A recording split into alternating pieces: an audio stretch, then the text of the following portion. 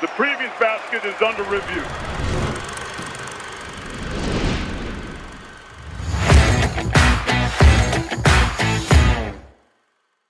Hello, friends, and welcome to the Basket Under Review podcast. I am your host, Eamonn Brennan of Buzzer at EamonnBrennan.com. Also of Basket Under Review, the home of this podcast, the home of incredible, high-level, quality college basketball writing on a daily basis. I would really encourage everyone listening to this to go check out Basket Under Review. If you subscribe, you get access to the Discord.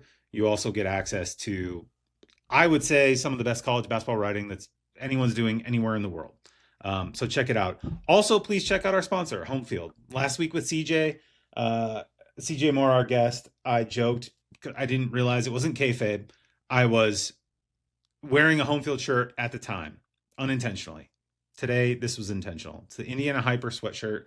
It goes with the Indiana Hyper background, the mecca of basketball, pickup basketball anyway, in my opinion. If you want to meet guys who clearly don't look like they play basketball, but they're from Indiana, so they can hit 30-foot threes, that's your place. Anyway, thank you to Homefield for sponsoring the show. We're really proud and honored. It's a great company and makes great stuff, and we're very happy to have them on board. Okay, we have a fantastic guest today. His name is John Fanta. You may have heard of him. He's the new NBC lead college basketball play-by-play analyst for the Big East and other stuff as well, right? You're doing college football now. I saw you the other day. You were running down college football in like 60 seconds, which was really impressive. They're going to put you to work over there. How you doing, John? Eamonn, it's great to be with you, and I appreciate that. And yes, so exciting to be taking on this new opportunity with NBC Sports, and we'll do Big Ten and Big 12 games as well. That's right. And lead Big East, but we've got a lot of different games and a lot of inventory that's been increasing at NBC Sports and Peacock in recent years.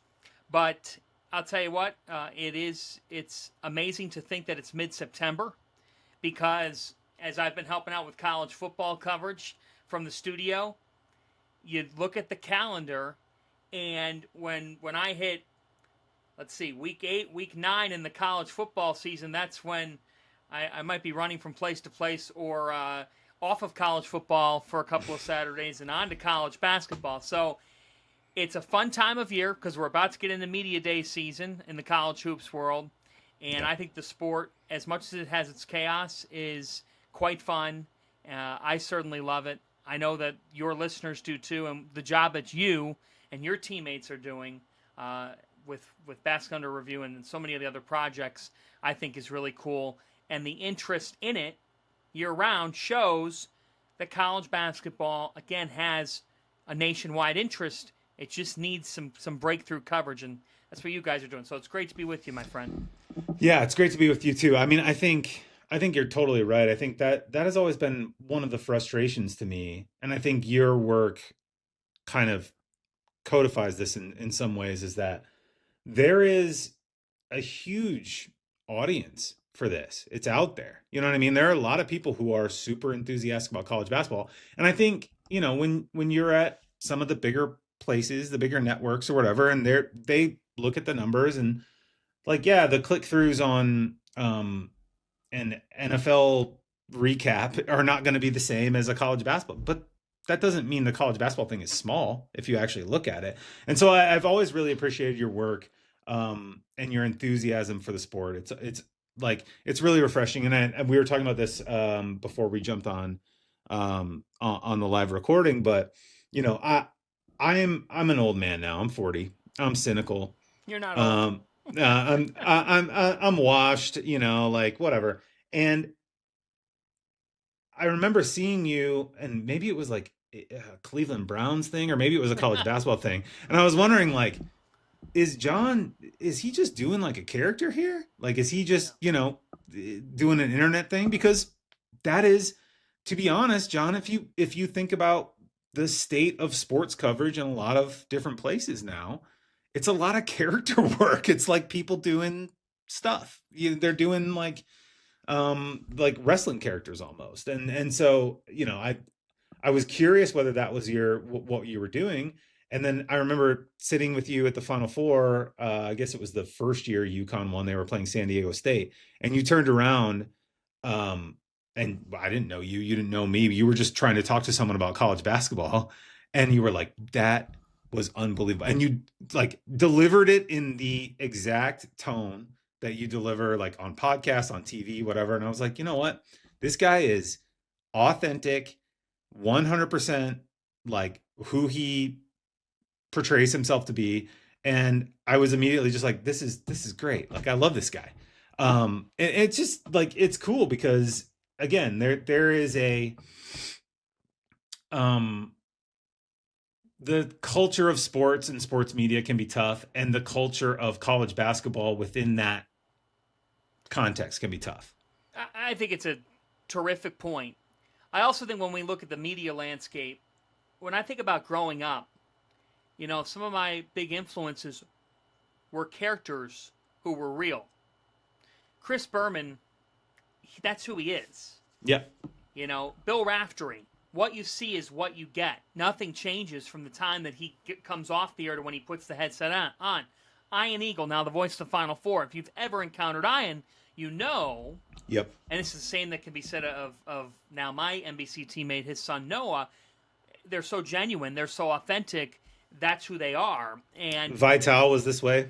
Vital was the same way. And, yep. I actually think I've gotten, the tweet before or the text before, or the direct message of, come on, man, stop it. Stop faking it or stop. And it's funny. I laugh because Eamonn, if that's what irks somebody out there, it's like, I really can't stop doing that for you because, this is just, it's who I am. I grew up on the west side of Cleveland. I'm sitting with you here. I'm doing this interview. I got a bobblehead of current Guardians manager Stephen Vogt. I'm a diehard Cleveland sports fan, born and raised. And if you're born and raised in that area, you learn humility. My dad was a business owner in metal plating and finishing. My mom still works over 40 hours a week as a communications person for the state. And blue collar, roll up your sleeves, find your passion, and live your passion. And I knew from the age of 6 that I wanted to broadcast. I didn't know what sport. I didn't know if it was going to be in sports. I could have been in weather, could have been in news. I knew I wanted to get on the air because every time, even that I saw somebody on TV doing something, I was like, it's the coolest thing that they get paid to do that. And Cleveland sports, a lot of heartbreak, but the voices who provided the soundtrack of those moments gave me an inspiration. But as you know, Cleveland is not some hub for college basketball. Although my first college basketball experience was when I was 9 years old, 2005 NCAA tournament. West Virginia's playing Wake Forest. Chris Paul and Wake lose to Kevin Pittsnagel, Mike Gansey, who's now the Cavs GM, and West Virginia. The Mountaineers win the game at the Wolstein Center. It was a game that went to double overtime, and it was a regional game, a great game between Wake and West Virginia. It was a 2-7 game actually. It was so that'd be a second round game. Right. I remember watching that game in the rafters of the Wolstein Center thinking, this sport, March Madness, I don't want to go to school during this. But I think what's most interesting about what you're saying, and that I say to people, I said this to my new bosses at NBC, and, I have to say this, I'm thankful to Fox because they gave me my first shot.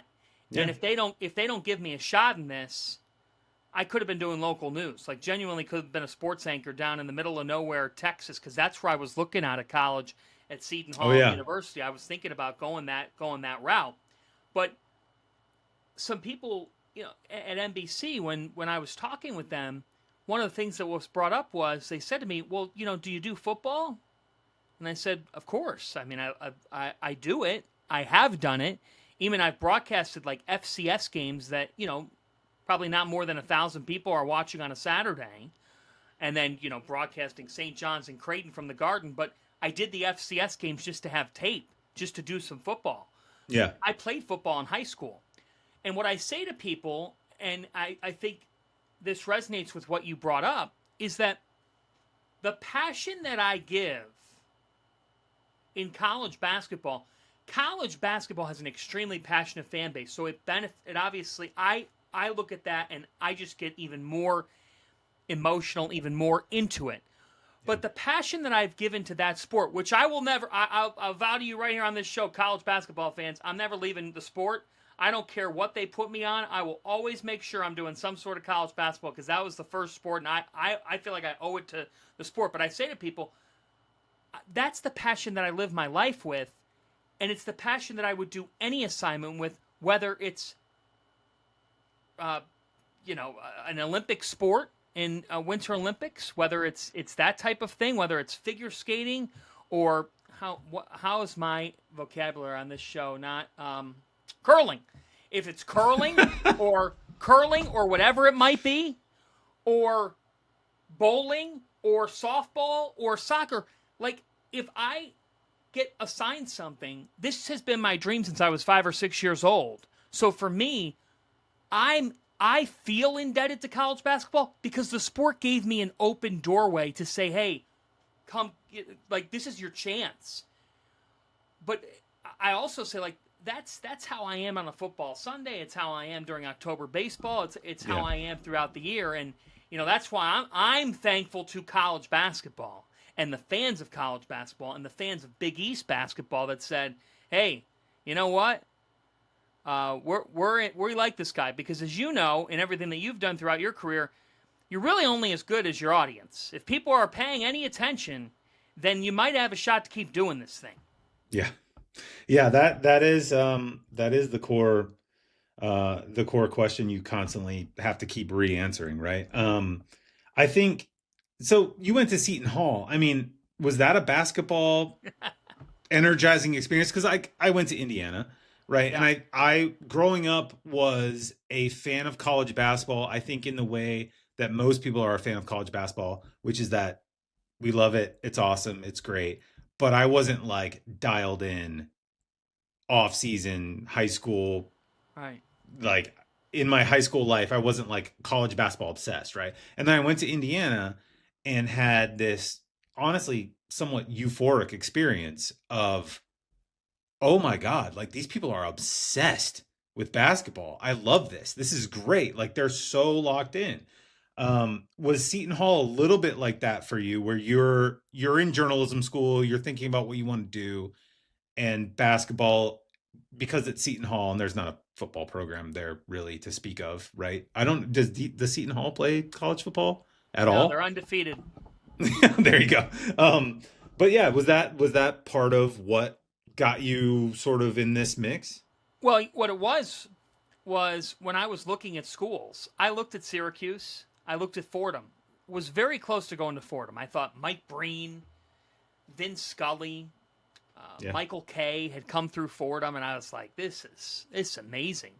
And they had a lot of programs. They had a football program, they had a good baseball program, softball, and of course their basketball programs weren't good, but it was a lot of games, and they needed people to call them for WFUV. Oh no, that's a thing too. When you're a sort of college sports journalist, is like find opportunity. Like find a place like that. That's one of the reasons why Indiana was so good, is because there at the time anyway, there was a huge sports newspaper or a huge student newspaper that had a big sports section, and we would have anybody we could find to cover like tennis. Like, oh, you want to write about sports? Okay, come on down. Go cover the tennis meet. Right, exactly. So when I was heading out to the Northeast to go on a college tour, my college counselor handed me a brochure and said, hey, while you're out that way, you should take a look at this Seton Hill University. She hands me the brochure. I go, it says here Seton Hall. There is a Seton Hill.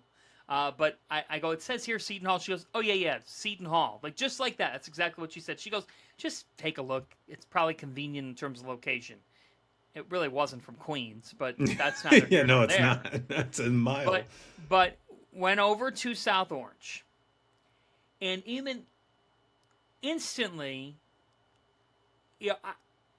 all I saw was a TV studio, I saw a radio station, I saw a newspaper office, and I went into an athletic department in which the athletic director, you go to all these other schools, you're like, hey, can I talk to somebody from athletics? Well, at Seton Hall, an undergrad of 6,000, and it's kind of a good there's a good side story of this, of like, this is a school that's in the Big East Conference that, frankly, in 2025, and it is my alma mater, it's not an easy job. It's not necessarily an easy play. It's not an easy place to win in their league. Not to cut across you, but this is why I was pretty like pro Kevin Willard when he went to Maryland. There were a lot of Maryland fans being like, this is the, like, I feel like Maryland fans got fed for like 20 years. Like, this is a top 5 job, whatever. 100%. And Kevin Willard went there, and you're like, dude, none of you have been to Seton Hall. You haven't seen the facilities. The practice gym looks like my Catholic school Iowa gym. You know what I mean? Like my grade school. It's the ceiling's low. It's not a high level facility. I don't know if that's changed in the last like 10 years, whatever. But at the time, it was sort of like, guys, like, winning at Seton Hall's hard. Winning at Seton Hall's hard, and they did go to the Sweet 16 this past season, and it had been close to a decade since the program last did that. And that's why with Villanova people, I've said this summer, like, look, Jay Wright's not walking through that door.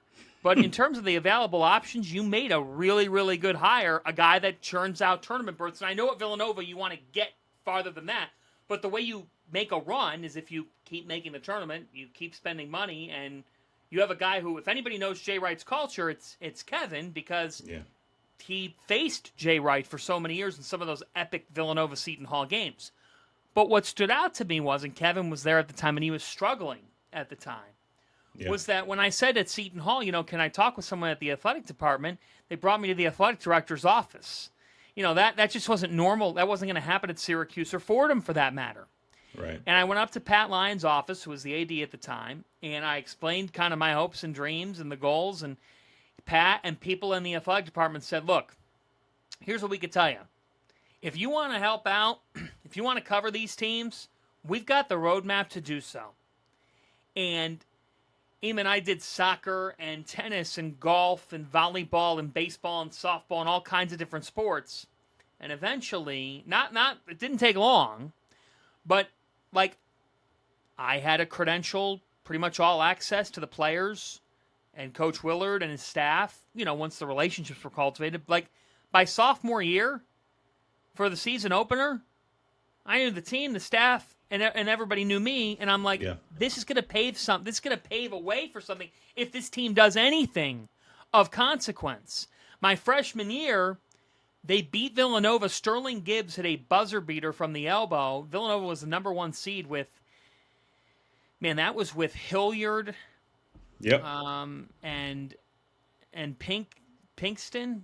Yeah. Javon Pinkston. Yeah, that was with that team. And Seton Hall upset them, and all of a sudden, like Andy Katz and Matt Norlander and Goodman and other clowns, other national media who are clowns, they come up. They're coming up to me, and they're like, "Hey, who from Seton Hall's a good interview? Like, this is now the story of the afternoon session during championship week. Who can we talk to? Like who's the best talker? We haven't covered this team all year. Right. The next year, the bottom falls out for the program. Gibbs punches Ryan Arcidiacono. Jaron Cena causes a huge, remember that name, Jaron Cena, in locker room chaos, and Isaiah Whitehead's there and Angel Delgado's there, and then in 2015-16 the whole thing flips, and Willard goes from basement to nearly being fired. Seton Hall donors wanted to get rid of him. Oh yeah. To a Big East championship, and Eamonn, all of a sudden, because of Seton Hall's success, I start to cultivate this relationship with the Big East on the digital side, because their offices are in New York. I'm a student in New Jersey. They want Big East students to do some different work. 1, we're free. 2, it's an invaluable opportunity for somebody like me, a college student, to have the Big East brand, a brand that was, I grew up on Big Monday, so I just thought this is the coolest thing ever, that I have any association with this league, where I like idolize Sean McDonough, Jay Billis, and Bill Raftery, and the Big East tournament. Right. And now, I'm on the floor of the Garden, the world's most famous arena. I remember calling my parents the moment I walked in that building for the first time to cover a game. I'm like, I feel like I'm doing something here. Like, this is the coolest thing in the world. That is why I went to Seton Hall, because they said to me, we have more internships than students. And that's what I would say to any college age kid, or anybody that's younger that's listening to this, or a parent of a kid that's growing up that's a diehard college basketball fan. Like, you want to go where you know you're going to have a chance to get through an open doorway and not have to wait by default 2 or 3 years to get any on-air rep, to get any sort of article published. You want to know you could do it right away. At least that's the way I approached it. Yeah. And as a result, it became, because the program, like you said, was Seton Hall that type of experience. Look, you got to get some luck. If they had been 9th or 10th in the Big East each of my 4 years, I would not have been able to get to the level, at least in college, that I was able to get to then get a job. But Right. because of it, I was covering them on their ascent when they became a top 15 to 20 program for a couple of years, and then Miles Powell and Sandro Mamukelashvili keep it going. They're bringing in pros, and I'm saying, all right, yes, I cover Seton Hall, but I have access to St. John's, to Columbia, to FDU, who ends up going on a magical run, to Villanova, to Providence, to St. John's, to eventually UConn. But I just started to show up to random games. I'd go to Monmouth for a game. I'd go to Manhattan for a game. I'd go to FDU for a game. And I thought, I'd be on the phone with my parents. I'd be like, Seton Hall's awesome. It's in Jersey. I'm like, but here's the other thing. It's in a central location where I can get to New York. I can get down the coast, up the coast. I'm going to do as much college basketball as I could because I see an opening. And I also saw, Eamonn, when I sat down for certain games, I was one of 2 or 3 people in press row, and sometimes I was the only one in press row. And now the relationships are turning into this and that. And can you come on this show? Can you do that show? And I said to myself, this is the best chance that I have to get a career in this at 22 or 23, if it's not going to be a local news station. Yeah. Yeah. The podcast is not designed to give advice to aspiring young journalists, although we can. And I would say, go where there's opportunity. That is the number one thing. If any young sports journalists are listening to this, go where there is an opportunity. And that was my situation as well. Like, I was going to go to Mizzou, and I went to visit Mizzou, and they were, I don't know if this is still the case, but I remember talking to someone in the journalism school, and they were like, yeah, there's like a paper that's for freshmen, and you write for the freshman paper. And then when you're good, you can write for the big boy paper. And I was like, well, that seems a little. And when I went to Indiana and met with the publisher of the paper there, he was like, no, yeah, if you can write, you can publish stuff on the front page of the paper if it's a good story. And at the time, Indiana had like the best student newspaper in the country. Shout out Dave Adams. Any Indiana journalism students will recognize him. But yeah, go where there's stuff, where there's no one's paying attention, or it's good that you brought up the lack of people on press row. I do feel like that's a thing that has continued to accelerate. That was a thing when you were in college, probably, and is now probably even more of a thing, where you have a lot of these teams who have, maybe 1 or 2 people there. And it's like the local, in a lot of cases. I wrote about this, I guess it was 2 weeks ago, about how it's kind of on programs now to like get people into their teams, because things move a lot faster, right? Like you just totally. you just have new players every year, obviously. But also, there's not a lot of guys who are there who are going to write a profile of every player on your roster before the season starts. And that used to be kind of an understood thing in like 2000, 2005, maybe kind of 2010. It was just understood that, like, yeah, the beat writers will cover everybody and they'll get them out there. And it's just kind of not the deal anymore. And you're right. The press rows are a little vacant these days. They are. But I would say things like what you're doing, yeah, and things like what Trilly has been able to build, and what he's building, and what I've been a part of at Field of 68, Yep. Those are outlets that say, let's capitalize on this opening. Let's find a way to break through.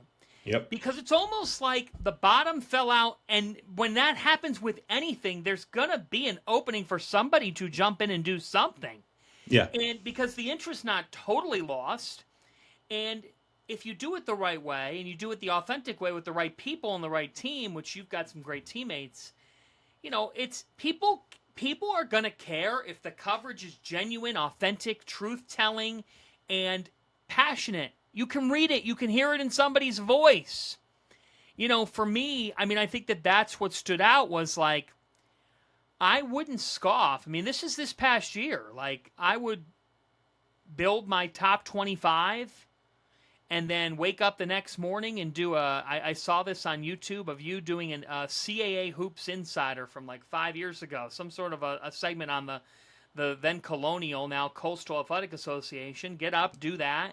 Yep. Do a Spaces, hop on a podcast, start to do game boards, do a game the next night between St. John's and Georgetown, get done with the game that was on Peacock, and then do a one-on-one with Rick Pitino that then went to socials. And, some people would give me the nudge of like double dipping or triple. I didn't look at it that way. I looked at it as, you know what? I don't mind wearing these different hats. Yep. I'm going to try to maximize this opportunity because no one else is getting Rick Pitino in the back hallway to the degree that I can find a way to get him.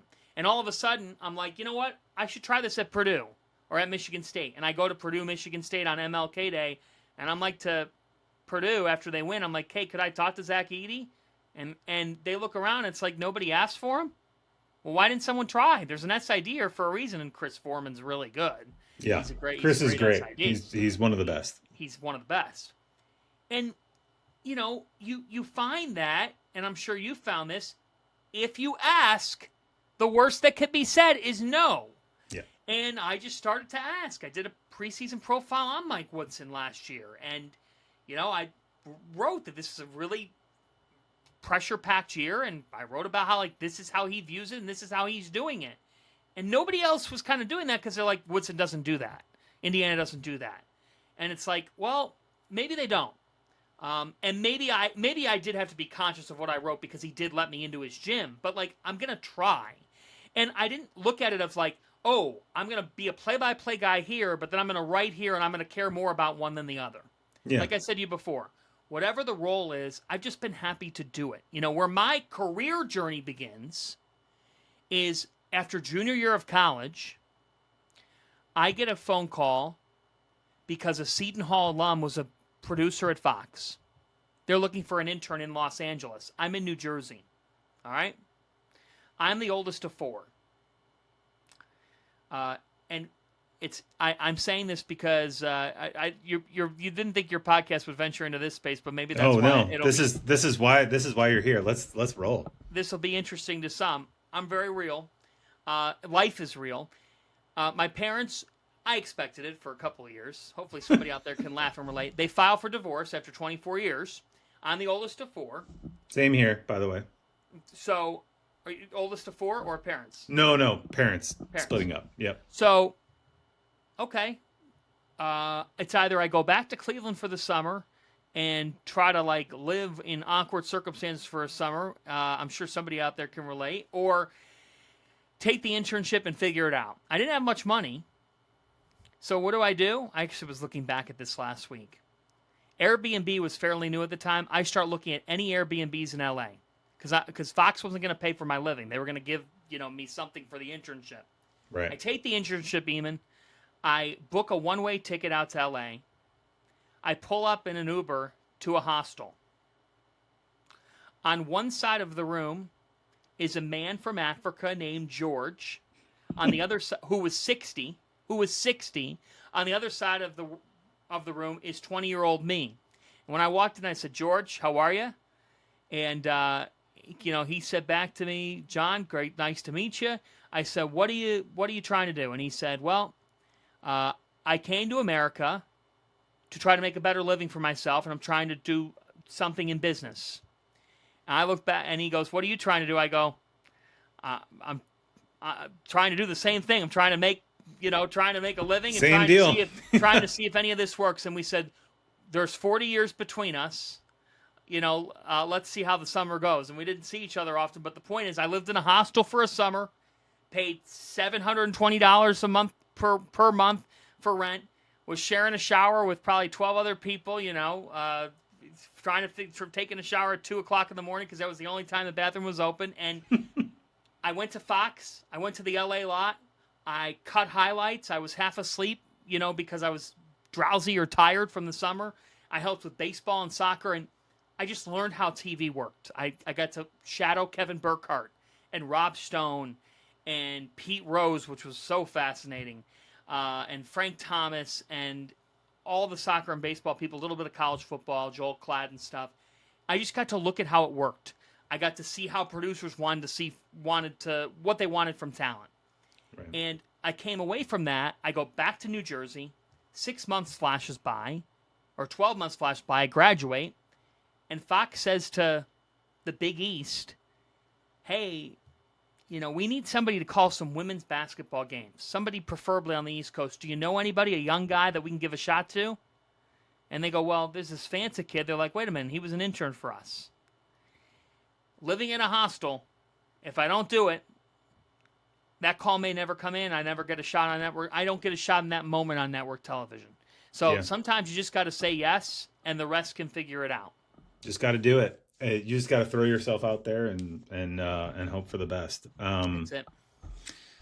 All right, so we're going to talk about the Big East as our sort of primary topic for obvious reasons. You're a very much a Big East guy, but this is a slightly offbeat question. Is there anything in college football that you've been doing lately that you think, like, is there a trend in college football in your coverage or what you're watching on a weekly basis that makes you think there's something coming to college basketball? Like, is there a structural, interesting thing that's happening that you've been doing in college football that's like potentially applicable to college basketball and like what we're going to be talking about in a year or two? Because I do think college football kind of leads it didn't used to be like this. It used to be like people said college basketball people were paying money for players more than college football was. But do you think there's something going on there in college football now as you're like watching teams and assessing players that spins back into college basketball? Well, we're through 3 weeks of the college football season. Only 3 weeks. I mean, but 3 weeks, it flies. Right. But just through 3 games, UCLA's fired their head coach and Virginia Tech's fired their head coach. So the first thing that comes to mind is the chaos is real, even in season. But I actually think, I've been doing this segment for NBC on Saturdays of they call it Fanta and 60, where I've seen it. I love it. I think it was good. I saw it the other day. Literally, truly, I saw it the other day, like, because of the algorithm. You know what I mean? Like, it wasn't like, oh, you posted it, whatever. I just saw it randomly. Fantastic. Love it. Love it. They're putting you to work. But you know what's interesting, Eamonn, is as I'm looking at the sport, that 60 seconds celebrates the sport but covers a lot. And there's so much happening in college football, but there's even more happening in college basketball. And I think the one thing that I look at that I want us to do at NBC and Peacock when people are watching our games is show people the chaos. There's beauty in the disaster at times of college basketball in terms of there's a game tipping off at a gym that looks like a high school gym in Manhattan or, in the middle of nowhere.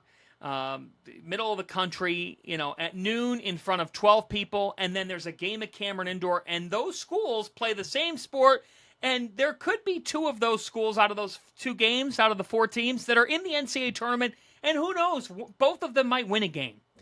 Yep. So I think that's the first thing of like, yes, there's chaos in the offseason, but the games are still, people love the games.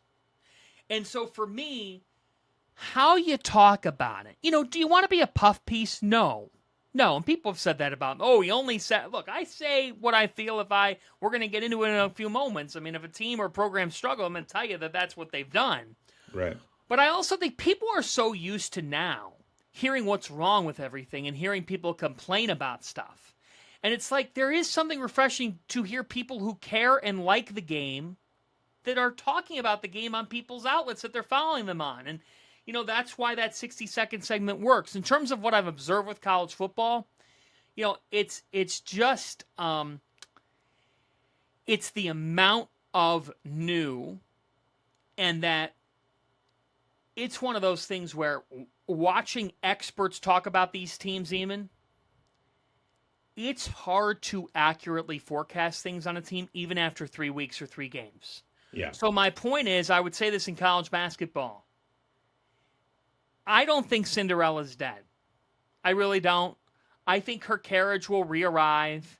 And I think, I look at it from a standpoint of like, we saw Colorado State come this close to making the Sweet 16, and then they would have wore a slipper of some sort. It's basketball. Football, the gap's big because in the trenches it's big. It's hard. It's hard at the line of scrimmage to make up for a lack of size. There's only one non-power team in the top 25. It's USF. It's USF. Well, I wanted to talk to you about this too. Like, are you worried about this with college basketball? Because, look, like, there's a lot to play out, and we'll see how it goes. And there's been transfers and schools at mid-majors that have done really good transfer work this offseason, right? Like, there are places around the country that are doing that have investment and resources, and Radford comes to mind. But if you go down Bart Torvik's list of the top 100 teams in the country, I think the first mid-major that you could actually probably call a mid-major is like George Washington at 60, maybe San Francisco at 59. Like, those are the two that stick out, and you go down the rest of the list and there's just not VCU to me doesn't count, right? Like, that's a big program with a big arena and a lot of money that has been what it has been for a long time. Yeah, it's not. I'm a little worried because I've been a big transfer, immediate eligibility, NIL guy, right? Like, this is good for the sport. Yeah. And I think it has been good for the sport. I agree. Generally, in addition to the fact that it's just good for the players and they should be able to, maximize their careers. But I am looking down the preview. Like, again, this is just Bart's thing, and Evan Miyakawa came out with his rankings that I have not fully reviewed, I think a day or two ago. But it's a similar story, and I'm a little worried that we don't have any single, like, anybody who's a mid-major who's like top 30. Right. It's naturally concerning, but I think we're also seeing preseason rankings prove that they have their own flaws as well, and maybe that's just among the high majors too. So, like, both things can be true. But people thought that Clemson could win the national championship this year in football. They're 1-2, and it's going to happen in college basketball, where a team that loaded up in the portal just doesn't all fit to form. I mean, we both think, or I don't know what you think, we think Kentucky and Louisville, I think Louisville even more of a shot, but we think that they're going to be among the country's best. Yeah. But if Kentucky was just a top 40 team, and people would blame Mark Pope, they would blame Mark Pope, and they would go at Mark Pope, and they were just like a 7 seed or an 8 seed in the NCAA tournament, again, I would count that as a disappointment. Would you be utterly shocked? My point is, you might be shocked. You might be shocked by that, but you can't be anymore, because the preseason climate in this sport is one of chaos. You can no longer say, with the exception of Purdue, Houston, if you want to say Florida, all right, and then to a degree Connecticut, because the amount that's returning. Yeah. You can no longer say, we know they're going to be great. We don't know. Houston is I think Purdue obviously is going to be a really good team. Houston is the one where you're just like, that team's winning the Big 12. That's going to be the best. Like, even if they didn't have the talent that they have coming back, you're like, at this point, Houston. Purdue, Matt Painter's a great example. Every year, that team is good. Right. Just pencil them in to be good. Whether they're top 5 good or top 20 good, they're good. Did you hear my controversial take on him, by the way? I don't know what you think of this. No, what did you say? Well, it was called controversial. Oh. I mean, so I said that if I put together a Mount Rushmore of current coaches, current today, 2025, to coach my program today, right now, among the current coaches in college basketball, I put Matt Painter on it. And people said to me, I don't think so. I think he's just off there. I got a lot of people are like, well, you got to go, Pitino and Self and Hurley. And I'm like I in the nicest way possible, I was like, I like Bill Self a lot, but I think the very best days of Bill Self are in the past. Ooh. I think Matt Painter's in something against Bill. It's just, he still could get back to a Final Four, but his very best days of coaching, he's on the back nine, if not like the back three holes of the round. I've been dancing around this topic on multiple podcasts, so like I'm Kelvin glad we're Sampson talking about it. Today, Kelvin Sampson, Matt Painter, and then you could throw different options at me, and I would say, yeah, probably. I think Dan Hurley, because he won in 23 and 24, and then I would say Izzo or Pitino for a season. I'd probably say Rick today, but if you said Pitino, yeah, I'd say Rick.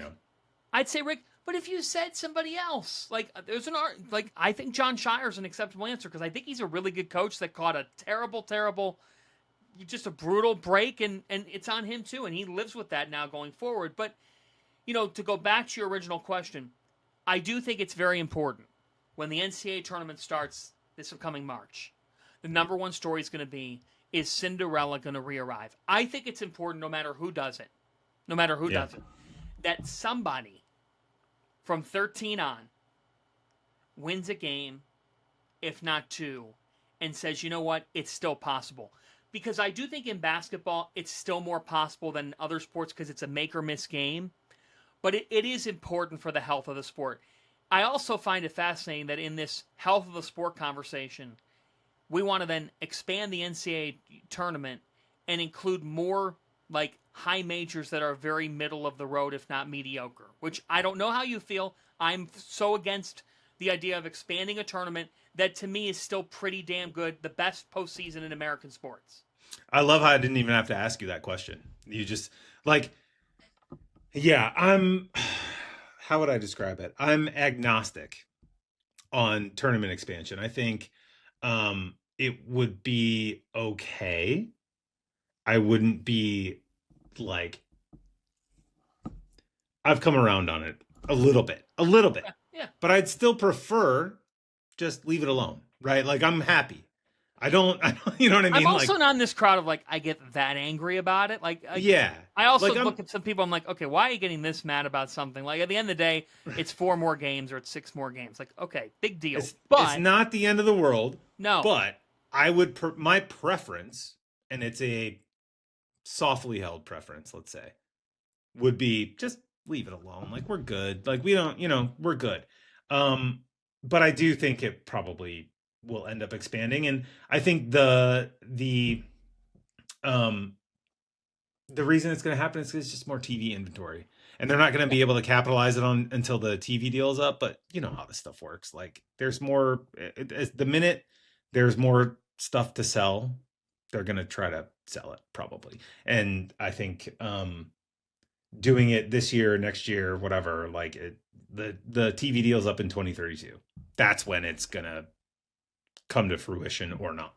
What I think to put a bow on what your college football, college basketball, NBC question is that, and this goes along the lines with the NCAA tournament. Like, I have not been on television doing any sort of college football in my career. I've jumped into it here the past couple of weeks.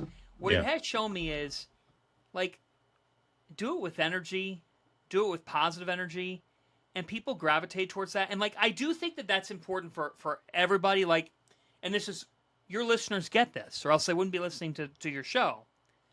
Again, college sports, at the end of the day, there's beauty in the disaster of the off season, but these things are happening for a reason.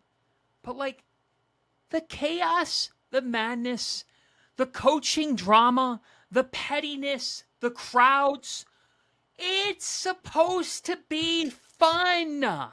It's supposed to be fun. We can't take ourselves too seriously in this. We're going to talk about teams. You talk about them all the time.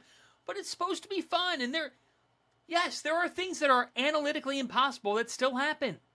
That's why we watch the games. That's why we're into it as much as we are. So like that to me, it's been very translatable in college football that I've seen of like lean into the chaos, because at the end of the day, there's pro sports that don't have that. Yeah. They can't. The NBA cannot in January have that as the amount of chaos sometimes that one Kansas Texas Tech game with a flying chair courtside or something crazy happening has. Yeah. I mean, the pro sports are not set up for that. They're set up for they're corporatized. Yeah, for profit maximization and, hyper competitiveness. And I do think there's maybe something to be said. We have to transition to the Big East, so we're never going to get to this. But I do think there's something to be said for college basketball's diversity of style, and the chaos you're kind of talking about plays into that. Because I love the NBA. I've been watching the NBA for forever, right? But I do occasionally tune in, and I'm just like, man, there's a lot of people are running a lot of the same best practices stuff. You know what I mean? There's a lot of the same, similar offenses, similar defenses. It's homogenized in a way that I think the top level of college basketball sometimes gets to, but there's so let's say the teams from 100 to 360 or 2 or whatever it is in Division 1 will throw a wrench in that really quick. And I do think there are also teams at the top of the sport who, Virginia most recently being a great example, can just decide no, we play super slow. This is what we do. You know what I mean? Yes. We play slow. Alabama, that's great. We're happy for you. We're slow. We're going to absolutely dribble the air out of the ball before we score. The last thing I'll say, scheduling's good. And college football's even dealt with it, I think, the last couple of weeks. The teams who schedule good games should not be penalized. They Agreed. should be celebrated. College basketball's now getting there. So to the coaches who have said, we're going to play anybody that we desire, or we don't care, we're not afraid of anybody, that are loading up their schedules, I respect you. The sport's healthy, much healthier in that than it was 5 or 6 years ago. We have more juicy November and December games. That's how you cut through. That's how you find a way to break through. Yeah, just play good games. Yep. I remember coming up, I was at ESPN at the time, and they're doing aircraft carrier games and all of these gimmicks to try and get people involved. It's just just play good games. Especially now, maybe in 2025, I don't know how you feel, but I'm hungry for sports to watch that I can throw on with my kids around in the living room. You know what I mean? Just give me something good. So I feel like we're there. All right, we have to talk about the Big East. Let's do it. It was one of the purposes of the of you coming on the show, and we have to do it. Okay, St. John's, talked about this team on the podcast. Well, first of all, let me ask you, before we get into team by team, do you have a feel for what the state of the Big East currently is, and whether it's fan sentiment or just generally? I remember 15 years ago, maybe it wasn't 15, whenever it was, someone who worked at Georgetown, I went to lunch, and he was like, we're really concerned. We're leaving ESPN. We're not sure if we're going to get any coverage anymore. And I remember thinking, you'll be fine. It'll be fine, probably. But I do feel like I see some stuff kind of like that from Big East fans lately. I'm wondering where you kind of are on the overall trajectory of the league and kind of where it stands. Well, I think when you look at the league and the coverage side of things, I'm at NBC Sports because of, the Big East plays a huge role in that opportunity coming about. But not only that, but you think about it, sure, they cut away from ESPN, but here the league now has NBC, they've got Fox still, and they're adding in Turner Sports. Turner, Right. with all the NBA that they lost, they're gaining a lot of Big East basketball. And we know how Turner does basketball. There's, I have an immense amount of respect for the job that they do, and I know the job that we'll do and the people that we have bringing games to people. But I think, that's a big first thing, is the fact that you've got multiple media partners, so you're going to be visible in multiple places. All right. Right. 2, even if I always look at it and say this, the health of something, all right, might not be best judged by its best couple of days, but you ask yourself, does this league still break through in the universe? Right. And that's why if you, and you know this, but to the people I've who written about don't- this many times. The Big East is my favorite league culturally in the sport. to the Like, people who hands don't know down. this, what I look at is, as long as that league walks into Madison Square Garden during championship week, it's always going to have a place at the big boy table, because if you walk in, I have chills as I'm talking about it. If you walk into that building during that tournament, and I've invited people for the first time, like in recent years, family from Ohio and different people that have walked in, and they come up to me at the end of the game and they go, I've never been at an event like this. And I go, why? I go, like, tell me why you say that. And they say, because you have clashing fan bases. Then you have fan bases of other schools and other sections. And then you have just regular basketball people in New York, because New York is a basketball town. Oh, That's yeah. what People it just is. show up. They're like, oh, the tournament. Okay, cool. It's Let's go. The Big East tournament at Madison Square Garden has not to the same degree, but has a cultural feel of events like the Kentucky Derby and the Masters, because it's a tradition event. And New York City amplifies that. Like a Rockefeller Christmas tree lighting or the Nathan's hot dog contest. People know it's in New York, they go to it, and they gravitate to it because it feels big to them. And it is big. It is. But I think when you look at that and you say to yourself this, and we don't know how things are going to look in 5 years, but here's what we know right now. Rick Pitino, Dan Hurley, Richard Pitino, Ed Cooley, who carries his own, the aura of all that, right? Shaka Smart, who's got this energy of his own and has won at Marquette, and they back up the talk. We'll see if they back it up this year, because I think they're one of the more fascinating teams in the country, to see if their formula works again. Greg McDermott, still for now, is an identifiable coach and face. Rick versus Richard. You have a father-son. Hurley. The Hurley-Pitino rivalry is at the forefront of this league, and I'm sure we'll jump into it in a moment. The coaches have, Kevin Willard back in this league, the coaches have always told the story of this conference. There have been amazing players, but in a world where the climate's always changing, you need personalities that break through. And what I think of is this. Last November, during Maui Week, First Take is on the air talking about Dan Hurley on the sidelines. Yeah. And no matter how you feel, that's not what we're going to talk about on this podcast, no matter how you feel, I remember looking at the TV and thinking, there it is. There's a big face, big name, big personality. What league's he in? Not a league that airs on ESPN, but they're on the show, and that's free advertising, and people are talking about it. So the league has that. They've got that internal family fan base. I think the question in this league is, how does the back end get better? They get 5 to the NCAA tournament last year, and the 5th was Xavier, who ended up beating Texas in the tournament. So you didn't Colorado, you didn't Mountain West the first 4. You're the team that made it won. Like, they won a game. No, you didn't have the national champion. I said to people, it's not normal to have that every year. Like, yeah, you had 4 over the course of the decade. And to the people who say, well, that was because of Jay Wright, Eamonn, nobody asks how or why.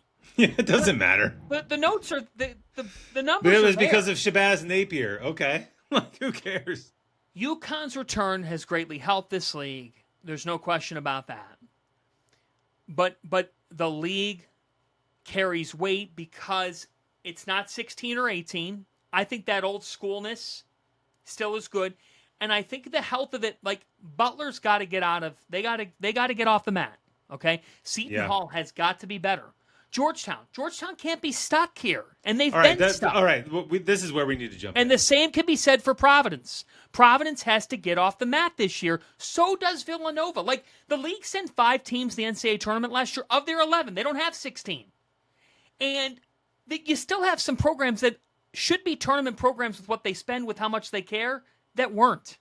Yeah. All right. So we're going to start from the bottom up because you brought that up. And last week with CJ, I did the top down for the Big 12. So let's do bottom up. I think Butler is maybe the worst team in the league. Could be. Starting out this year. And that's a bummer because I feel like Butler is, if you're a college basketball fan, you're kind of inherently like a fan of Butler. And if you've ever been to their arena, it's amazing. And like all this stuff. But like you said, getting off the mat, it's not great right now, to the point where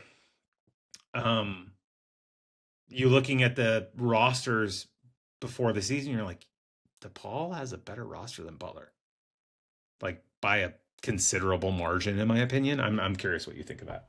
Well, I think that on paper you're right. I also think that there's this scenario here where, Butler changes ADs after a long time. Barry Collier was the AD there for quite some time. Graham Linedecker comes in. Legend Barry Collier. And Graham Linedecker comes in, and look, he's a Butler guy. He was a member of the 2010 and 2011 teams that reached the national championship game. Graham knows that what's been happening is not acceptable. But you've got to back it up in what you're funding your team with and what you're doing. And there, the Hinkle Fieldhouse, the nostalgic feel that you get when you're on that campus, it's awesome. But it almost seems to reverberate with kind of how everything's operating. It's like you gotta be able to modernize. Now, I think that this is the tough part. Like, I hope Thad Matta gets them going. I think Thad's one of the great guys. Yeah. But this is a different era than when he was in his prime, and you wonder if things don't go well this year, if he were to just say, you know what, I gave it a try, I want to go out the right way, and right now maybe it's time for something different. Like, I could see there being a world where it doesn't end ugly, it just ends peacefully, and they figure out a new direction. Because I do think there's a world where this could be a sleeper of a program. Hinkle's awesome. It's in downtown Indy. It's not in the middle of nowhere. But you got to have a younger coach who galvanizes everybody and kind of gets this, hey, we're going to cause problems in our league. We're Butler. We did make 2 national championship games in a row. We're going to start acting like it. When you look at this team, Finley Bizjak's back. He's solid, but he's not an all Big East first team guard.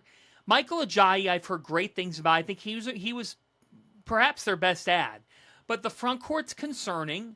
Jalen Jackson, we'll see. They bring in a freshman class that's gotten some buzz. Yame Butler, I actually thought was a good transfer portal ad from Drexel. But the point is, Butler has not been an enforcer-type team physically. A team that matches up well defensively with teams in the Big East that says, you know what, we're going to punch you in the mouth and play Butler ball. That has not happened in recent years. On paper, it's been a long hard time to say that it's going to happen this year, and they don't have a Kamar Baldwin or Keelan Martin walking through that door. So for that reason, I'm in agreement with you that at least heading into the season, they're facing, they're right around the bottom of this conference, if not 9th or 10th. Right, which is saying something because Seton Hall has struggled. Right, yes, they have struggled in recent years, and I'm curious what you make. It's obviously, as we discussed early in the show, it's your alma mater. What do you make of Seton Hall? And I think it's a bummer because the hire was so like everyone's like, yes, perfect hire, makes great sense, do that. And I just wonder if Seton Hall in the NIL era just does not have the resources to compete at the level of other programs, or if you think there's something else going on. Well, I think that with Seton Hall, I think that it's a place that obviously has its different challenges of trying to make the money work. Right. But I also do think that there's been an effort. There needs to be even more. I also don't think ever that the people that are there, the higher ups, that are just putting their head in the sand and saying we're never going to do this or we're not going to try. Like I Right. think that that there's a truth in between these two sides. But what All do you right? think? What do you think? What do you think Seton Hall spent on NIL this summer? As a guess. If I had to guess, I'd say they spent like $3 to $4 million. It's not nothing. Well, that's just it. It's not. It's not St. John's, but it's not nothing. It's not. But it's never going to be. Yeah. It's never going to be. Yeah. I think Shaheen is the prodigal son. He's going to get, he's going to get a leash here of like, you've got time, and I don't think anyone's saying. There's some people out there who are like, oh, now the pressure's mounting or this or that. I could tell you, like, inside the gates, inside the doors there, they want to believe in him. They want this to go well, and they know. Yeah, again, Eamonn, like, you don't take St. Peter's to the Elite Eight and you're a bad coach. No. It's not possible. It's especially not. He's got Patino talking about how good of a coach he is all the time. Like, and there can always be a little bit of like, oh yeah, a little pat on the head, whatever. But I do think people in coaching regard him highly. Yeah, and like there's no like condescension when people say like, no, Shaheen's an awesome coach. We think he's a really good coach. It's just, can you get the talent together? Yeah, and he does need the help. Like, they got to continue to help him and support him, and he hasn't gotten enough of it. Like, make no mistake about it. They have to continue to help him, and they've got to continue to produce money. They had the one note of context that is important. They legitimately approved a beautiful, and I mean beautiful. I'm not blowing smoke about my alma mater here. Like, it's about as nice as I've seen. They were behind on a practice facility for a long time, and yes. they were literally building it as NIL was passed into, like, when it was first enacted. The people who gave the money and, for lack of a better, you blew your load on something, you put everything into one basket. Like, they did everything with that, and then it's like, wait, we got to pay players now? Wait a minute, the old schoolers who gave this money that did shelve it out for millions of dollars, they've already given it to something. Right. Where are we going to get our money from? This isn't a place that just has extra donors. In terms of the roster, in terms of the team, they can't be any worse than last year, where they won, 7 games? Yeah. They cannot be any worse. They really cannot be. I don't think that they're worse. I think that Bud Clark is actually going to be a pretty good player. He's a Merrimack transfer, but if you watched him in the MAC, the kid could light it up. And Joe Gallo is a good coach, at that level. So he comes from good coaching. I think there's some knowledge. I think there's some good things there. TJ Simpkins should be a solid fit. Another guy who can score the ball. Elijah Fisher's been everywhere. And I've heard some good things about Trey Parker, the NC State transfer. We'll see. But, like, Shaw's a guy, he spent 14 hours a day in the gym at Peach Jam to get Najee Hines, the big man from New York Renaissance and EYBL, New York kid. Will Wade was pursuing Hines, and Hines said, you know what, I think offers were comparable. I don't think Wade was going to empty the bucket for a freshman. Right. But Hines said, you know what, I'm going to play at Seton Hall. There's an opportunity for me here. Yeah. Good get, 4-star get.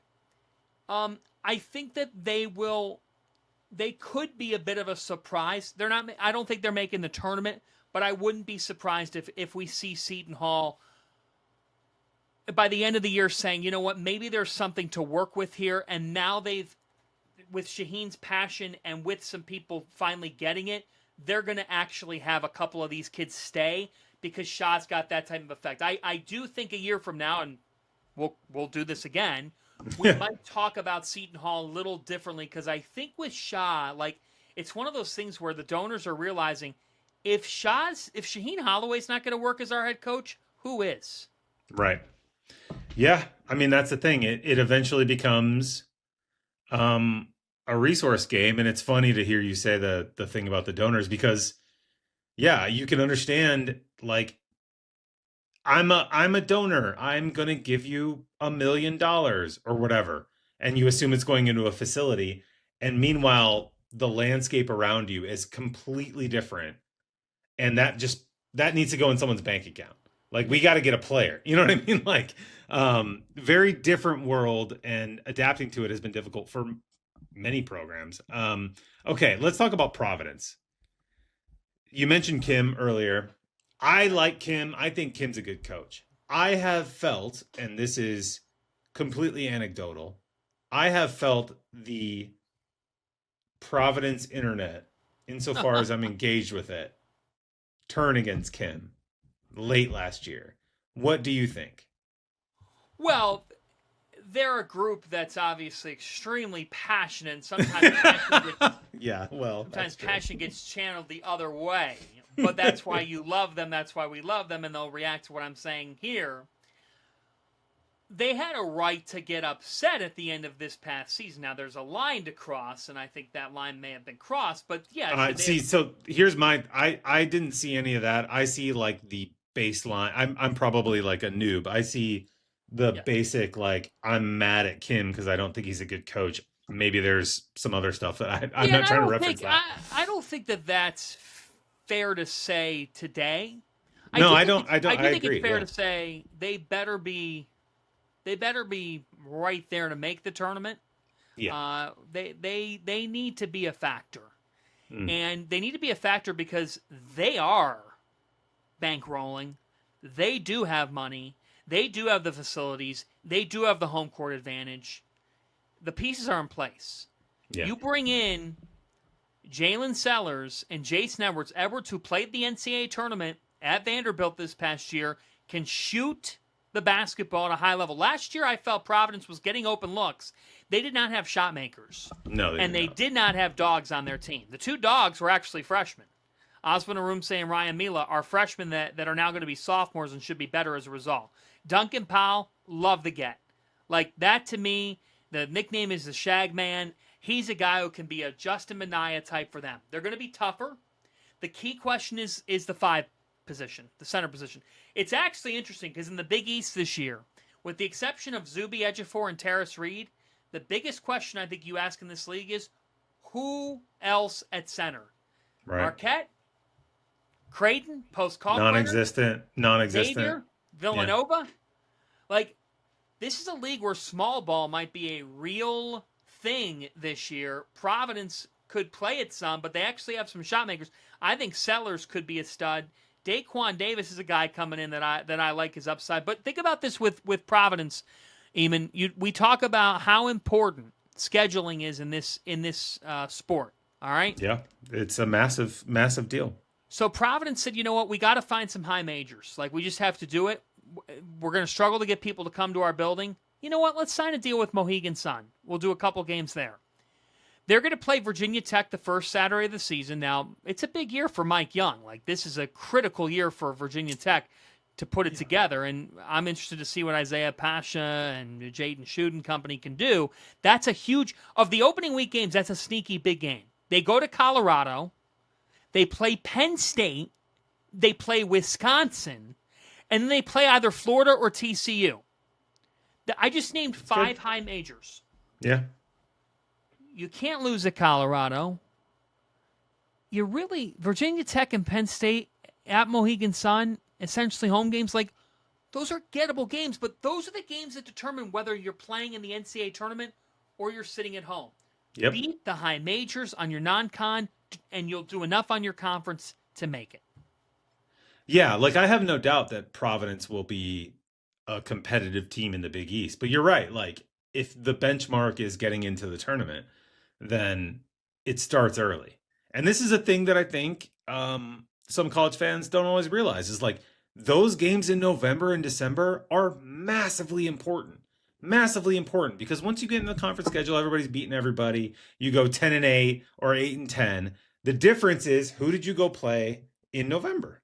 And it's a big deal. And the committee does this every single year. And I think people get over obsessed with, like, oh yeah, we just beat, if you're whatever, a bubble team in the ACC. Oh, we just beat Duke at home. Yeah. Okay. Well, Wake Forest great. beat Pittsburgh. That's great. Okay. We're evaluating you against a team that beat X, Y, and Z in November. It's actually encouraging to the Big East. It's what has the Big East separate from like the Mountain West or A10. Yeah. You know, it does. Is that if you ask me, John, what was your grade for the Big East in non-conference last year? I would have given the league a D-. I thought the league had a bad November and December last year. Like, look at the wins. UConn. Well, Maui. UConn. You know, Like, I mean, Dan Hurley literally put it in his book about right. how upset he was about Maui. Creighton got run by Nebraska and also struggled. Like, now they were hurt, but they struggled. Yeah. And the league was not very good. You know, they had some awful losses too. Butler lost to North Dakota. Seton Hall lost to Monmouth. Hofstra and Fordham. Same league got almost half their league in the tournament. Yes, that's true. For as bad, it was bad. Like, you want to get bids. You want to get 6 bids? Win some damn games in November and December. Yep. And don't tell me you don't have enough talent. Like, there's enough talent for some of these teams to win games against those opponents. That's what gets you in.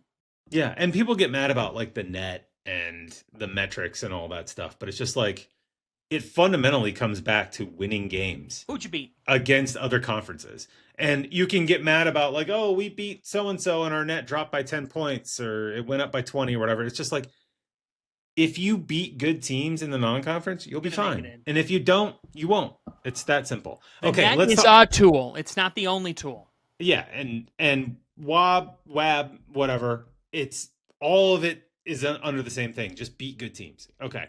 Georgetown. Big year for Georgetown.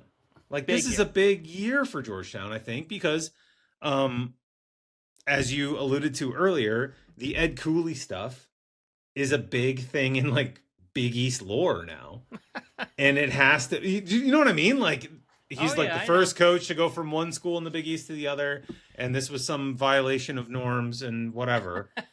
But it kind of has to start working, because I do feel like Ed Cooley is a guy who is happy to build and be meticulous and sort of, you know, go along. Like, he's not rushing it, right?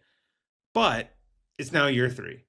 And they got a lot better last year, but they got a lot better from a very low baseline the previous year. Right. And now is this tournament time? Like, why did we make this huge investment if we're not showing results? Yeah. Well, first and foremost, one big problem I had with Georgetown the first 2 years of Ed Cooley was they didn't schedule. Like, no, that was Ewing scheduling. It was to be fair, yeah, 100%. Big East legend Pat Ewing.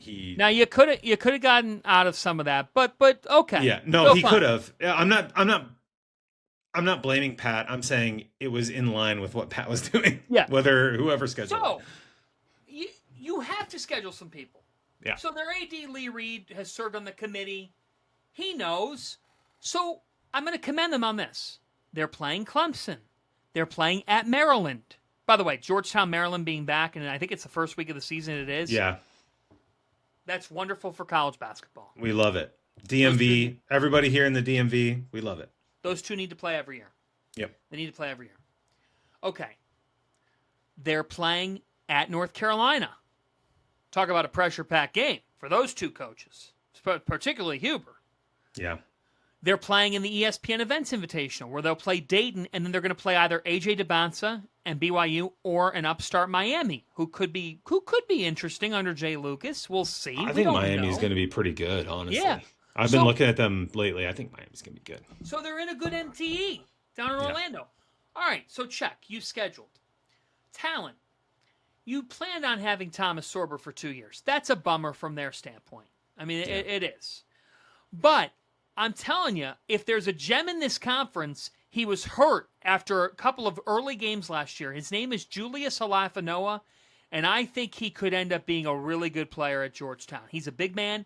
He's the type of guy, he's the ideal Cooley guy. He's going to be their big man. I think he's going to have a good year. They brought in Vince Iwuchukwu from St. John's, who's been in a lot of Big East games, hasn't played a ton, but played for Pitino, knows what it looks like. He's not going to be overwhelmed by the moment.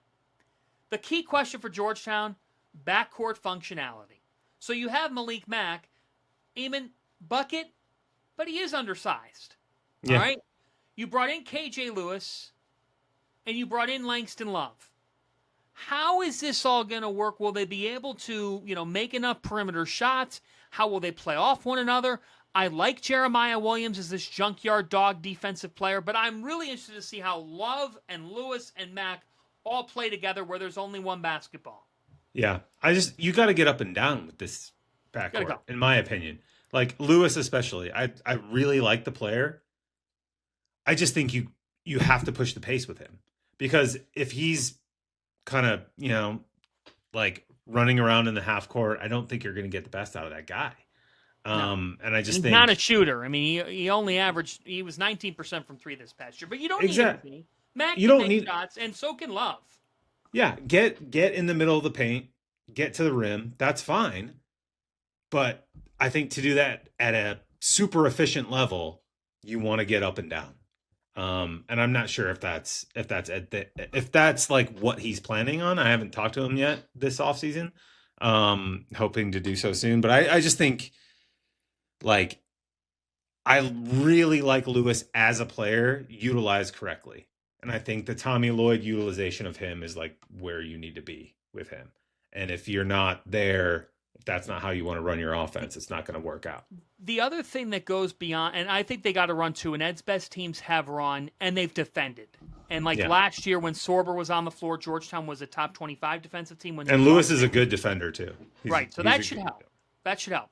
The other thing for Georgetown, all right, look at their early slate. They got Morgan State. They got at Maryland. All right, I'm going to say that I think for their sake, they hope they win, but that's a tough game. Binghamton, and then they're home to Clemson before being home to Wagner. I can't say this enough. You got to give your fans a reason to come to the games. When you host Clemson, the second Saturday of the season, like, not easy, but Clemson is retooled. Like, we don't know exactly how they're going to be. Probably a good time to get them that early. You got to find a way to win a game of consequence early in your season in D.C. and get some people talking about you. It's just part of it, man. That has been the most depressing thing about Georgetown and going and covering the games. Like, I'm not a, whatever. I didn't go to Georgetown. I'm just here locally, whatever. And it's a bummer. The games are super empty. And you're 100% right. Like, you have to energize the fan base. Last year they started people to. There. Yeah. They beat Creighton. They beat Xavier. So then they had UConn at home. The building was close to full. Yeah. Now, there were a lot of UConn fans, but there were a lot of Georgetown fans. And everyone's like, George, where'd they come from? D.C. is a pro sports town. They're there. The pro sports teams would say, hey, you have to win. Yeah. The Georgetown fans are there. They're out there in the ether. They just want to watch a winning basketball program. And they became Georgetown fans because it was a winning basketball program, right? Like, Georgetown as a college sports entity didn't exist before Big John got there. And then when Big John got there, they won a bunch of games, won national titles, and people became Georgetown fans. And you have to kind of maintain that. There's always going to be diehards, but you have to maintain that. Not national title level, but just give people a reason to show up to the games. Agreed. And that's kind of where Ed Cooley's at right now in year 3. Okay, let's run through the rest of the Big East real quick, because we don't want to keep you all night. It's Sunday night. The Cleveland Browns lost today. I feel bad that I'm keeping you this late in the evening, given this. Do you want to do like a Cleveland Browns Twitter Spaces sort of rant, or are you just done with that? You think about it this way, okay?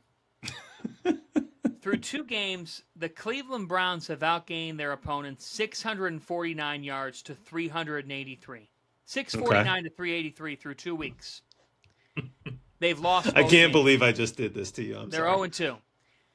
Andre Schmidt was perfect in week 2. If he just makes one kick in week 1, they win that game over the Bengals. They win that game. They didn't stand a chance in Baltimore. Baltimore coming off the loss to the Bills in week 2. But this organization has now lost 8 in a row. That's the longest active losing streak in the National Football League. And they just feels like, even through 2 weeks now, that they're staring down a very dark path where Joe Flacco, he's not the answer. Dylan Gabriel, you want to see if you have anything in him, but the tank is on in all likelihood because your next couple weeks, Packers at Lions, Vikings in Europe, Steelers, the inevitable is here. The Browns are once again in the basement. Yeah, they are. And they've got a candle that's lit, and they're looking around for any sort of light. And at least in the here and now, Eamonn, there's nothing to be found.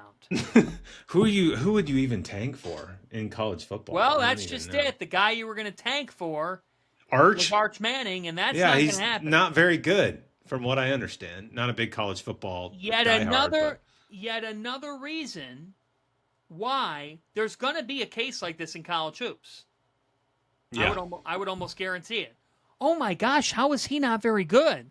Like, and this is for a different tangent. We all think DeBance's going to be great. Yeah. We know he's going to be a great pro. That does not mean that he's going to be on a top 10 college team. We think that they could be, but how does let's face it, how does his agenda, his to-do list in a game mesh with Coach Young's system? Yeah.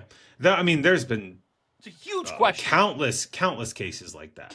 I mean, the classic I think cautionary tale is like Ben Simmons at LSU. Is like, this guy is like the most hyped prospect since LeBron. In fact, there is a classic Colin Cowherd clip of him being like, LeBron, we're good. Ben Simmons is here. And you're like, dude, Colin, come on, man. Okay. Relax. Anyway, all right, let's go to we talked about Providence, we talked about Georgetown. Marquette. Okay, this is an interesting season, right?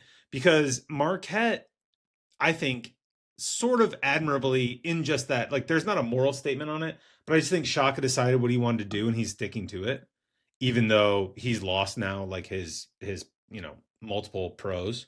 He didn't go out and this year, after losing Kolek and Iguodaro and all these guys, Cam Jones, David like Joplin, he didn't say like, okay, now's the year I'm going to use the transfer portal. He stuck to it. He's been very vocal about it. It's honestly pretty impressive, but they are in a kind of classic rebuild that you don't see anymore. Really, like, they're in a, like, okay, we had our 4-year cycle with these guys, and now we're going to start a new cycle. And I don't think they're going to be bad, but they are in they're in an interesting moment. And I'm curious what you think about Marquette. Well, I think they're one of the most interesting teams in the country, actually, because if this works, like, you think about it, when Shaka took over, people had no expectations his first year because they're like, he's inheriting a really rough program that Steve Wojciechowski sent into a tough spot. But, like, the program can win. Marquette spent... People don't know this. I know you do. If you looked up the books and you looked up what programs spend, Marquette would be in like the top 15. They spend a lot. I did know that. I was about to tell you there's a decent chance I don't know what you're about to say, but I did know that. It's a very good job. Like when he took the job, people were like, do you think he'll stay? I'm like, well, it's not going to be for lack of money. Like, if Marquette had to pay a coach, they would find the money. They would figure it out.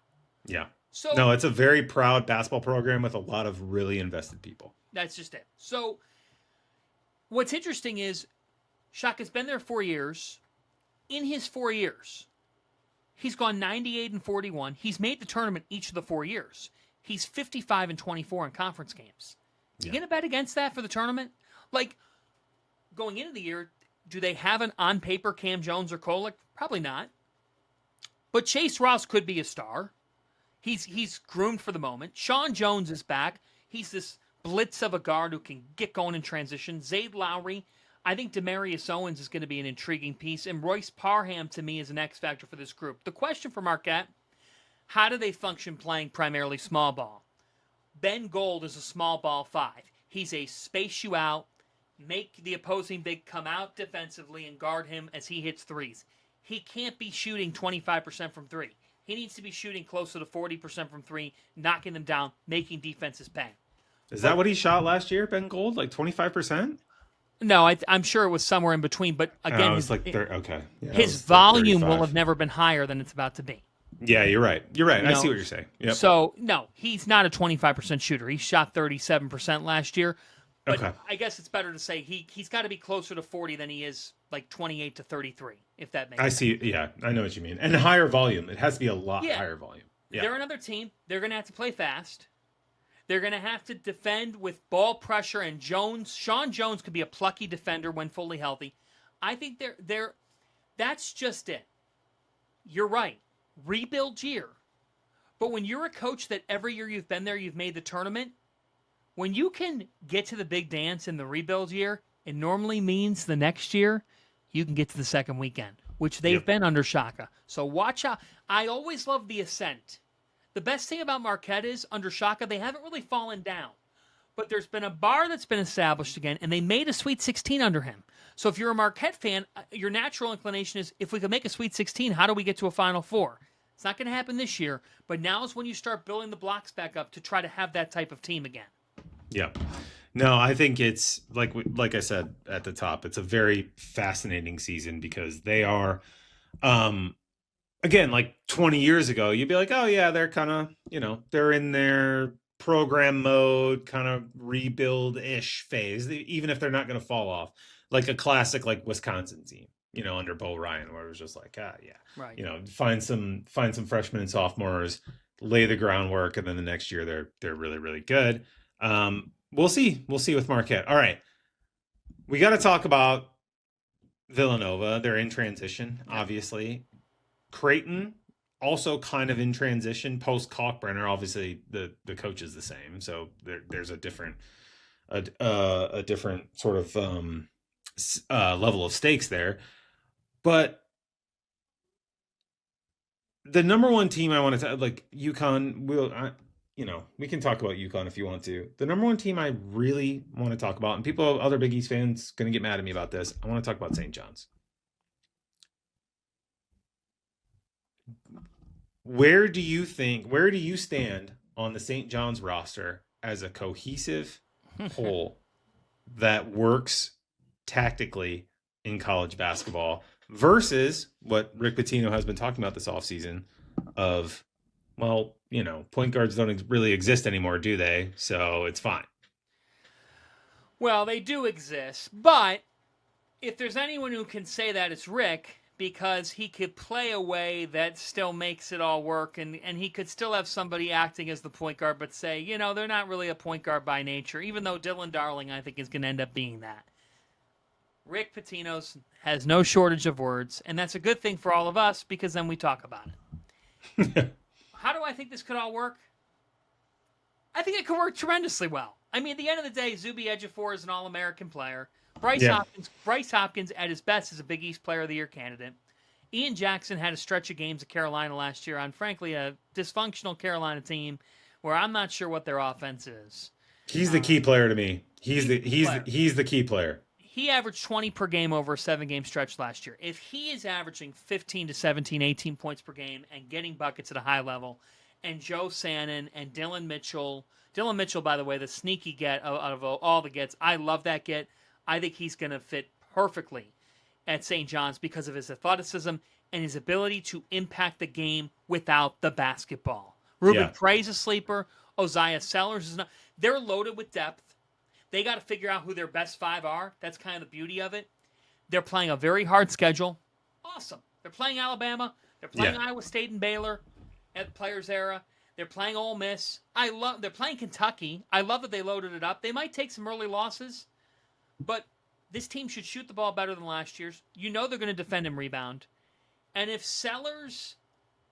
Darling can run the point, and Jackson is that good, if Ian Jackson delivers to the degree people think he does, Eamonn, there might not be a better trio if they're all at their best than Jackson, Hopkins, and Ejiofor with Pitino coaching them. St. John's can make the Final Four. All right, so I got to put you on this real quick. So Evan Miyakawa has St. John's. Let me pull up his preseason rankings really quickly here. I think he has St. John's at 13th. Would you take the over or under on that? I would take the over. I would say that they're better than that. They're better than 13th. I would say they're one of the best 12 teams in America because of Ejiofor being back, but Hopkins now fully healthy, and Jackson. I'm betting on Jackson being a stud, which it sounds like that's your key to the season. Yeah, but I'm a little skeptical. A little skeptical of Jackson. I like Hopkins a ton, but I feel like I've been saying that for like 3 years now. Yeah. You know what I'm saying? It's been a long time since he was really good. Look, I love Evan's work. He's got a point, and maybe they fit more into that. But I think coming off a 31-win season, even though there's not a lot back, like Rick's now established something, and he does have his center back in a league that does not have a lot of great big men. He's got the best. Yeah, that's true. I still think very highly of the Red Storm. Well, UConn fans will be mad about Terrace Reed that you just said that. Well, they will be, but Zuby Ejiofor had a better season than Terrace Reed. 100%. I think there's a big. We can touch on UConn really quickly, and then I have to let you go. But there's a big, I think, Terrace Reed. I don't know what I'd call it. Not campaign, but just like there's a push for this guy. Like if UConn's going to be really good, Terrace Reed is going to be like All-American. Well, I agree with the sentiment because when UConn's been really, really good, they've had elite play at the 5. When they win a national championship, it's Adama Sanogo and Donovan Clingan, and then when they follow it up, it's Donovan Clingan and Samson Johnson. And this past year, like it was Samson Johnson, but then he got into foul trouble, and Terrace Reed was trying to figure it all out. And let's face it, you just went from getting coached by Juwan Howard, who seemed to be more concerned with what was happening off the court at times than what was happening on it. And you're going to now polite way of saying it, John. You're going to now be coached by Dan Hurley. It's like that was a total culture shock, I'm sure. Yeah. I think that for UConn, though, the key to their season is one, if Solo Ball turns into this level of superstar, because there's talks that he could be that type of guy.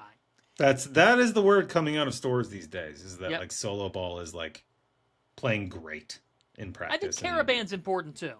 Yeah. You know, I think Caraban, and I know people will be like, well, of course he's important. Yeah, but last year he went through a bad rut. And he can't go through that again. Like, he's now been there long enough where he can be really, really good for that team. But now he's got to be. It felt like last year at times, like Caraban and McNeely were doing the same exact thing. And it's like it's hard for their functionality. But I think what ultimately ends up being the key for them is, Silas Demery fitting is important, but for me I'm intrigued by Braylon Mullins and Eric Ryba and how those two freshmen go into the equation in February and March. Like, Mullins is getting talked about a lot. Does he get to the point where now he's a big-time role player on this team? Can Ryba give this team something off the bench when Reed has to sit down? You know, the backup 5-man for UConn, that's the question here. It's very important that they answer that question. Yeah. Yeah, I mean, you know, not too long ago, you're running Sanogo and your backup is Clingan.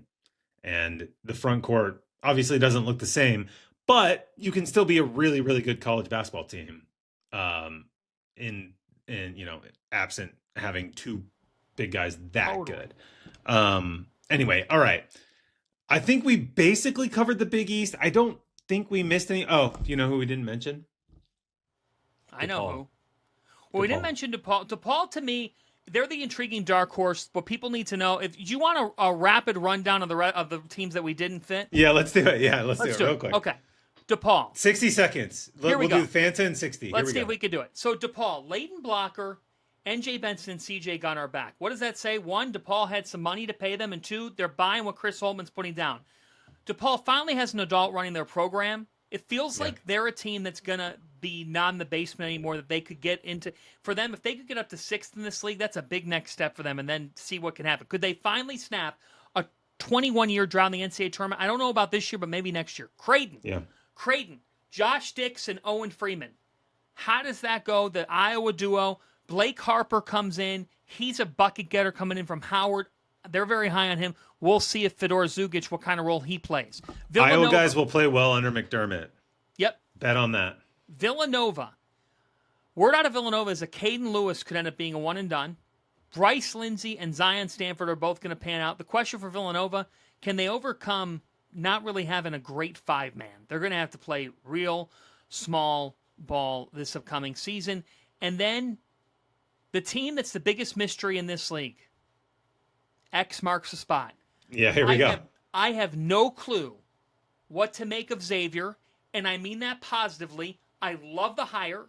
I think Richard's going to do good things at Xavier. Yeah. I think he could do great things at Xavier, Eamonn, because he's going to embrace that community and he's going to get that fan base cooking. But I think this is... in terms of their roster year one, I don't know what to expect. Yeah, I mean, I think long-term, this is probably the most sort of resourced program that he's been at. Yes, like 100%. He coached at Minnesota for a number of years, and I think you look at the where his Minnesota teams finished, like in KenPom every year, it's overachievement.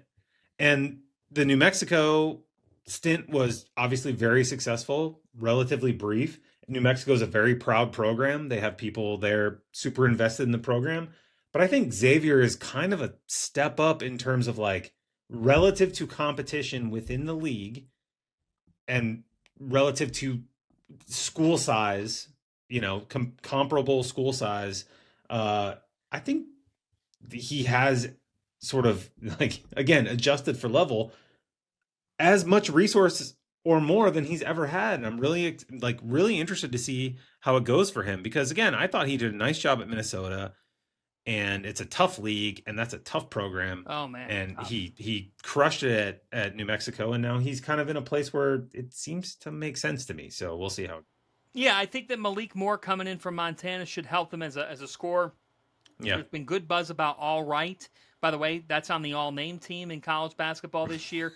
Trey Carroll's been in a lot of big games at FAU and brings that experience. It's year one, but you know they're going to play fast, and you know that they're going to be able to get after it defensively. And I think that's just it. Like we just talked about a bunch of these teams. Georgetown should play fast. Xavier should play fast. Should, yeah. Villanova should play fast. Kevin seems to be embracing some spacing and three-pointers. He did it at Maryland this past year, which was kind of fun to watch, adapting and whatnot. Yeah. The league is there's enough stable rocks. Like, I think when you walk into a year and you still say about an 11-team league, hey, we have two teams that are going to be preseason ranked top 10, and like Creighton and Marquette are going to be in the top 30 to 35, if not higher. At the end of the day, they're probably going to be. Then it just comes down to, like, do your top 50, 60-ish programs do something in the non-conference that say, hey, they deserve a look? Like, that's what it's going to come down to. It's going to be an intriguing year. I can't wait for it. And I'll tell you what, I think one of the biggest things, you know, the deep cut about this league is, in the offseason, Val Ackerman, I'm sure you remember some of the reporting, got the Big East a place at the table for any future big college basketball discussions that are happening between Greg Sankey, Yormark, Phillips, Petiti, that the Big East will continue to have a role in those types of discussions. I think it's important because when people are like, yeah, the powers are just going to branch off and do their own thing, like the Big East doesn't have that football money, but you can't tell the story of college basketball without this league because they still have some real heavyweights. And at the end of the day, even the programs that are down, Eamonn, you can't tell the story about the sport without the history of some of these programs. And you got to think that some of them are going to get off the mat and get something cooking in the next year or two. No, you're right. And I think, look, I mentioned this earlier. I think the Big East, to me anyway, and this is coming from someone, again, who went to Indiana and has a ton of, you know, fond memories of Big East or Big Ten basketball, pardon me. I think the Big East is like the best cultural league, you know, like the tightest, most like tightly wound in good ways, East Coast fans yelling at each other and Providence fans being too drunk at games and stuff. Like it's just it's a fun league. Great social media league. It's unbelievable. And I have really enjoy the Big East and am like proud that it exists in college basketball in a weird way, because every trend tells you that it shouldn't. It should get absorbed and blah blah blah blah blah. But it has carved out its own little space, and long may it reign. Hopefully, It's hopefully it's like a good. it's like you know how like restaurants are renovating and like then there's certain properties that still kept the old look. Yeah, yeah, Like the Big East is like that McDonald's that didn't fully renovate that still has the play place, or the yes. Pizza Hut that somehow you still can dine in at. They still and have you're the welcome. red and white shades over the lamps and stuff. Yep. It's everybody knows your name. It's Cheers. It's the Seinfeld rerun, but they still are doing it, and the recipe still tastes pretty good, Yeah. and that's why I enjoy it, and that's why I've enjoyed joining you, my friend, and enjoy a Yeah. lot of people that follow your platform. Yeah, well, thank you, John. That we went on and I think we kind of crushed this. So thank you very much for for being on the show. Thank you to our sponsor, Homefield. Thank you to our producer, Corey Aldis. Thank you to Trilly and everybody at Basket Under Review. Check me out at eamonbrennan.com. My newsletter Buzzer is there. Thank you again, John, for coming on. You are an absolute star. Eamonn, that means the world. Thanks to everybody for listening and following, and I cannot wait for big-time college basketball moments, the magic of this sport, to return in just a matter of weeks at this point. It's just weeks. We're going to fire it up very soon. I cannot wait for actual basketball to get back. All right, John, thank you very much. Thank you, everyone, for listening. That's the show.